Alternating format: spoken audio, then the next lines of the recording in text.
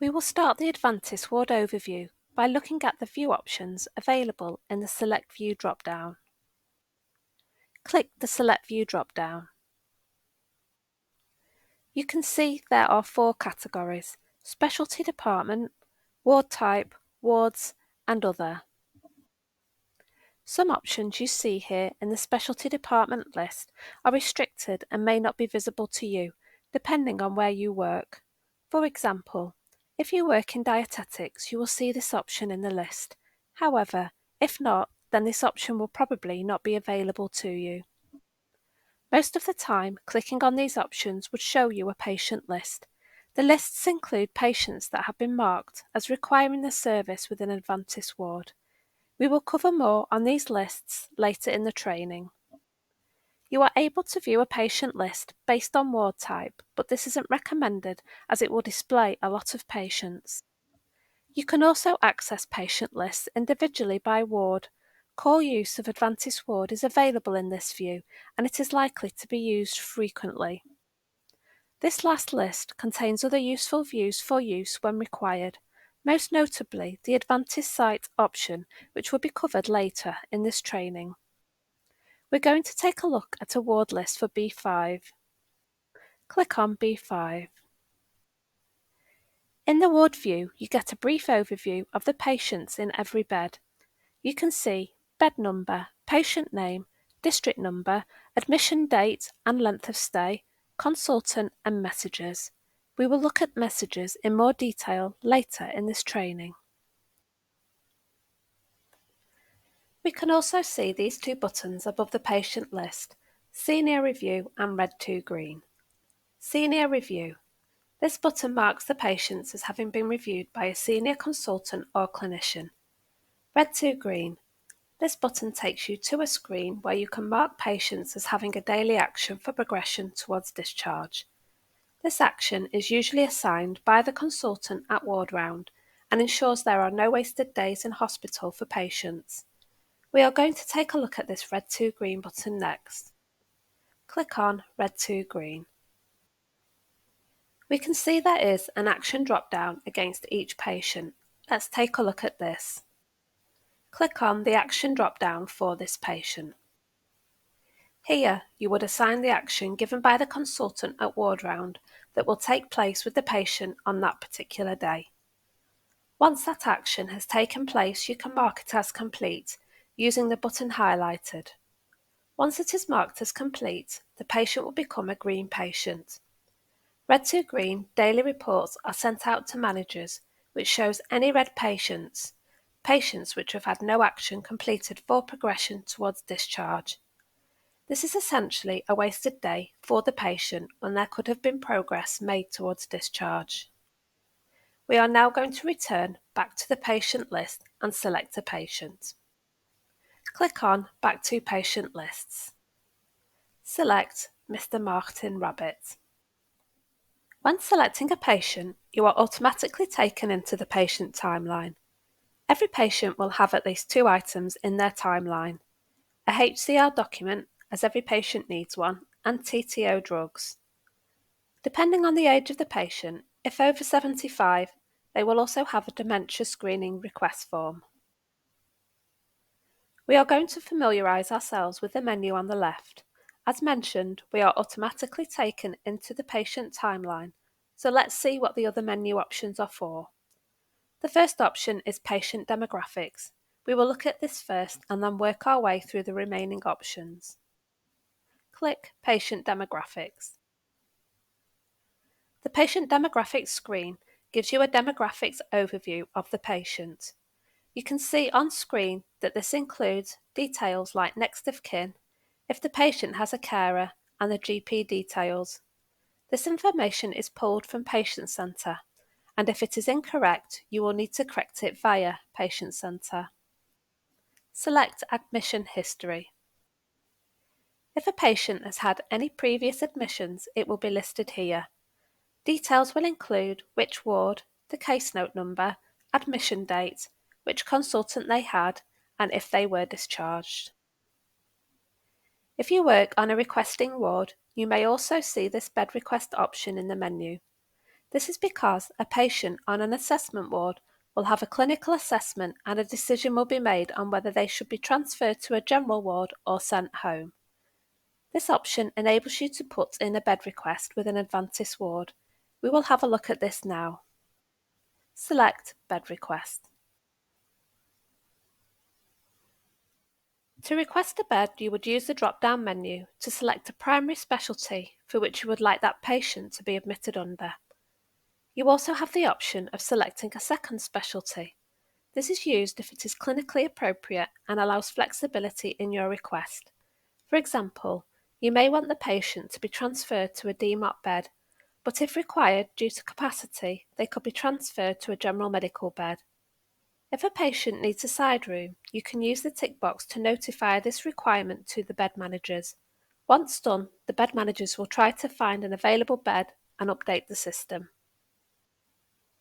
Let's see what options are available in these primary and secondary specialty drop-downs.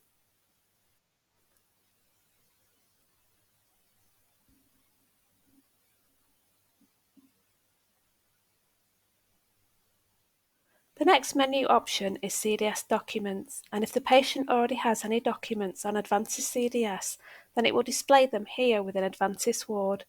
This means you do not have to exit Advantis Ward and open Advantis CDS to view this information. Select CDS Documents. Documents can be viewed by clicking on the required item from the menu on the left. Click on the Back to Patient Lists button. Select Complex Discharge. You can see what progress has been made to enable the patient to return home safely, including any delays. If you are a member of the ITT team or Complex Discharge team, then you will be able to enter data into this section. For the wards, this information is read-only. Let's scroll down so we can see all the information fields available in this section. Click to scroll down the page. Scroll back to the top.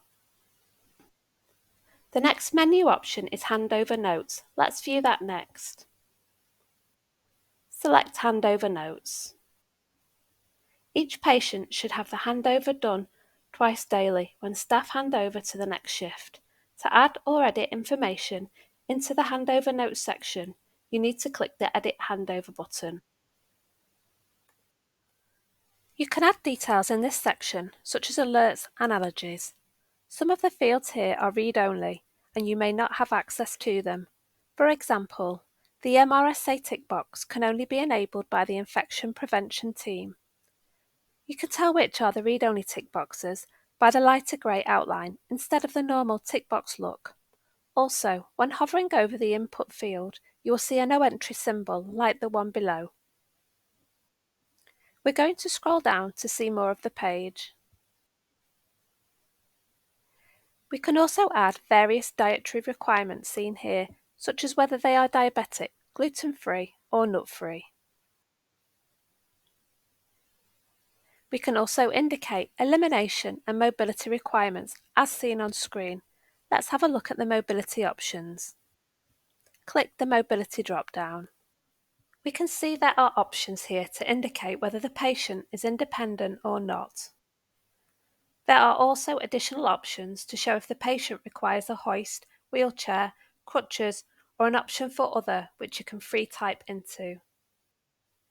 You also have a notes and follow-up section where you can also free type into. It is advisable to put notes and messages in here that you may think are useful to any staff taking over care of the patient. If you wanted to save the information and return back to the handover screen, you would need to click the Save Changes button.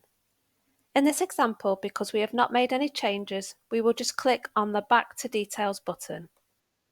Click on Back to Details. Once the patient is discharged, all of the handover notes are collated into a document and put into Advantis CDS. This ensures there is a full history as to what has taken place with the patient. Click on Messages. The Messages section will display any messages that have come from different teams. Some may require acknowledgement and some don't. We will show more on messages later in this training when we will look at sending a message to another specialty. Click on the Current Actions menu option. If there are any current actions recorded for the patient, they will be noted in this section highlighted here. Click on the Patient Status menu option. Advantis site will take a lot of the information from this patient status screen. Let's take a look at this page in more depth now. We are able to select what complaint or condition the patient has arrived with. Doing so will populate an expected discharge date, but this can be edited as required. We will see this demonstrated now as we select asthma from the list. Select asthma. Here we can see the populated expected discharge date. If you were to amend this date, you would simply click in the date field and select a new date from the calendar style date picker. You would then save the new date using the Save button. We are also able to set and clear the Note date by using the buttons. This date cannot be entered manually. Clicking the Set button will populate the field with today's date, and Clear will remove the date. Let's set the Note date. And now let's clear it. In this section of the page, we can see the current EWS information from Patient Track. This information shows when the EWS result was recorded and when the next one is due. It does not show a history of recordings. A full history of the EWS chart is visible in Patient Track. You can also see the trend of results using the arrow icons, whether it is a down for a downward trend, an up arrow for an upward trend, or a double horizontal arrow for a static trend. This will be alongside the current score. In our example, we have a static trend with a score of 0. The bed management section is very important. It is in this section that you can define when you expect the patient is going to be discharged. This can be specified for a particular time. We will look at this in more detail next. You can also specify whether a side room is essential or not. If the checkbox isn't checked, it will indicate to the bed management team that a side room is no longer required and the patient can be moved to an alternative bed. This is important as it means that side rooms are available to be allocated based on the needs of the patient. Below that, there is an option to select that criteria-led discharge is set. Let's take a look at the discharge status drop-down. As mentioned, the discharge status can be set to specify discharge for a particular time. We can see the available options include whether it will definitely be AM or PM for the current day, query for AM, PM, or query tomorrow, external delayed discharge, or that the patient requires ongoing care. These options can be changed as needed. For example, if the patient is not medically optimised or not ready for discharge. We can also select which pathway the patient is currently on. We can select a criteria to reside option here as well. Let's scroll down to see some further options on this page. We can see there is also a patient alerts section where we can set certain alerts against the patient, such as if a patient is a falls risk or has a learning disability. Again, some of these alerts may not be available to set depending on your role.